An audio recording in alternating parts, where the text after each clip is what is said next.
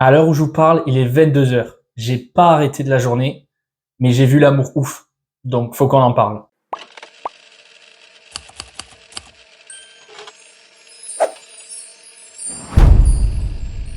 Donc, vous l'aurez compris, j'ai vu le nouveau film de Gilles Lelouch, donc L'amour ouf, avec un énorme casting. On peut y retrouver Adèle Exarchopoulos, François Civil, Raphaël Quenard et encore plein d'autres. Donc vraiment du beau monde. Pour un film qui tient énormément à cœur à Gilles Lelouch, qui veut le faire depuis de nombreuses années.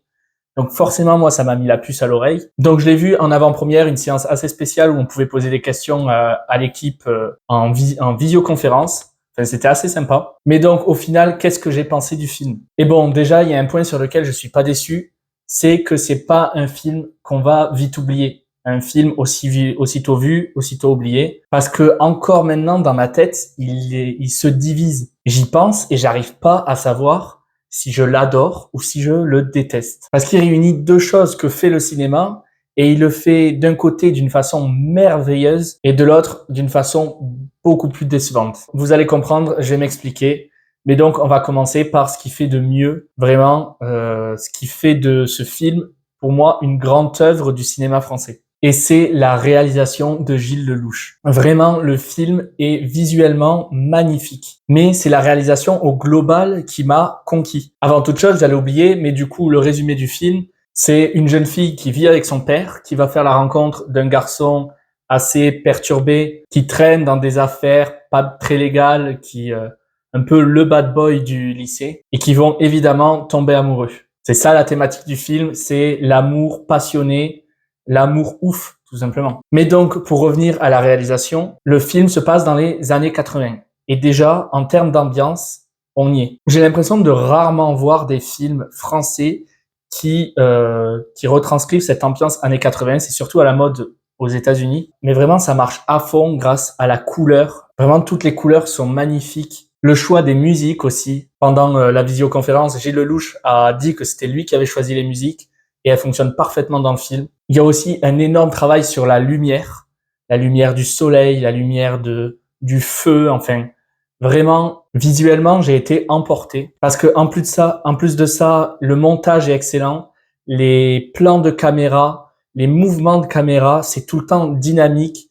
Il y a tout le temps un jeu sur la mise au point, les flous. Il y a souvent quelque chose qui vient casser ce qu'on voit au premier plan, qui a d'ailleurs, je pense, une importance dans ce que raconte le film, parce qu'on voit souvent quelque chose qui sépare les personnages, que ce soit une vitre, un flou, de l'herbe, enfin bref, il y a tout le temps quelque chose de flou au premier plan. Il y a aussi plein de plans ultra symboliques avec des flammes derrière les personnages, un coucher de soleil. Enfin, si vous voyez le film, vraiment, vous comprendrez. Ça va aussi souvent jouer sur la colorimétrie entre la vie triste, pauvre du personnage joué par François Civil, où ça va être des tons très gris, une ambiance un peu crade, alors que de l'autre côté, du côté de Adèle, ça va être beaucoup plus coloré, beaucoup plus vert, avec des très jolis lieux. Enfin bref, vraiment, s'il y a un gros point fort à retenir de ce film, c'est sa réalisation, son imagerie, qui est vraiment magnifique. Et en plus, la caméra va énormément s'attarder sur les personnages, avec des plans sur leurs émotions, leurs visages, et tous les acteurs sont excellents. Le film se passe en deux parties. On voit d'abord la jeunesse, l'adolescence des personnages, avec deux acteurs qui jouent du coup les rôles principaux, qui sont eux aussi excellents. Et ensuite, il y a les personnages plus âgés, joués par Adèle et François Civil, qui évidemment eux aussi jouent extrêmement bien. Mais tous les acteurs du film sont impliqués, ça se voit. Ils ont été vraiment conquis par la proposition et ils se donnent à fond. Et ça donne des scènes vraiment où ils déçoivent pas, quoi. Mais donc tout ça, c'est la forme. Au cinéma, c'est ultra important, la forme, c'est l'art du cinéma, c'est l'art de l'image. Et c'est pour ça que le film m'a bluffé et que c'est dans ce sens-là que j'adore le film. Mais par contre, là où pour moi ça a été un gros plantage, c'est finalement l'histoire d'amour. Assez dommage quand la thématique du film c'est donner envie d'aimer, c'est l'amour ouf, c'est l'amour passionné. J'y ai pas cru une seconde à cet amour. Et c'est pour ça que le film, je l'adore et je le déteste en même temps. Pour moi, l'histoire est super cliché. C'est du déjà vu et re-revu. La fille bien qui tombe amoureuse du bad boy, qui va la rendre triste, qu'elle va tenter d'oublier, etc. Enfin, je comprends pas en quoi cette histoire est différente de celle qu'on a déjà vue. Ce qui fait que les événements sont assez clichés et par conséquent aussi les dialogues. Vraiment, dans une première partie, j'ai eu du mal à rentrer dans le film parce que les acteurs jeunes ont des dialogues qui font absolument pas naturels. Je trouvais que ça se voyait vraiment que c'était un adulte qui avait écrit les dialogues en essayant de ressembler à des jeunes. Sauf que du coup, tous les euh, tous les dialogues, les comportements clichés qu'on voit tout le temps dans les films, ben sont dans ce film-là aussi.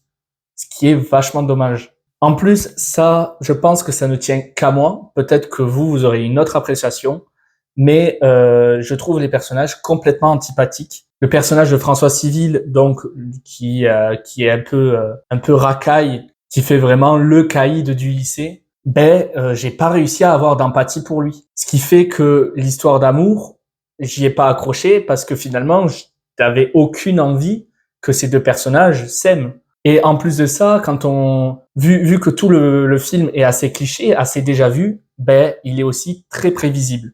On a une scène d'intro assez choc. Je vous la spoil pas ici, mais on peut d'avance deviner ce qui va se passer par la suite. J'avais vu venir le truc vraiment à 10 000 kilomètres. Parce que l'histoire est cousue de fil blanc. Et pourtant, j'arrive pas à la détester, cette histoire, parce que je trouve qu'il se transpire une sorte de poésie, une sorte de sincérité qui a voulu être donnée à l'œuvre, qui fait que malgré son histoire très basique, très déjà vue, elle se démarque quand même. Mais du coup, au final, on a un ressenti assez divisé parce que on s'ennuie pas forcément devant le film, malgré le fait qu'on n'ait pas forcément d'attache au personnage, parce qu'on est continuellement stimulé par l'image et par un côté aussi que j'ai pas cité pour l'instant, mais il y a un côté aussi film de gangster un peu qui lui va redonner du rythme et est assez divertissant. Ça va être une touche positive, je trouve, dans le film. Mais ouais, c'est un mélange assez étrange. Ça aurait pu s'additionner et faire finalement un film tout simplement moyen, mais c'est pas le cas. J'arrive pas à décrire. Je dirais que c'est une belle déception. Voilà, c'est ça que je ressens en sortant du film. Une belle déception. Enfin bref, je pense que vous avez toutes les clés pour aller voir le film. Je vous conseille quand même le film parce que visuellement, vous allez prendre une claque. Dans le cinéma français, je trouve que c'est assez unique. Mais en revanche, j'espère que vous accrocherez à l'histoire, au personnage. Moi, j'ai pas réussi. Mais surtout, si vous allez le voir, n'hésitez pas à me dire en commentaire si vous avez eu le même ressenti que moi. Donc voilà, on se rejoint très bientôt pour la critique de Smile 2 qui sort cette semaine comme l'amour ouf. Donc n'hésitez pas à vous abonner pour rater aucune des prochaines vidéos. En attendant, portez-vous bien, c'était le Cinosophe et à bientôt.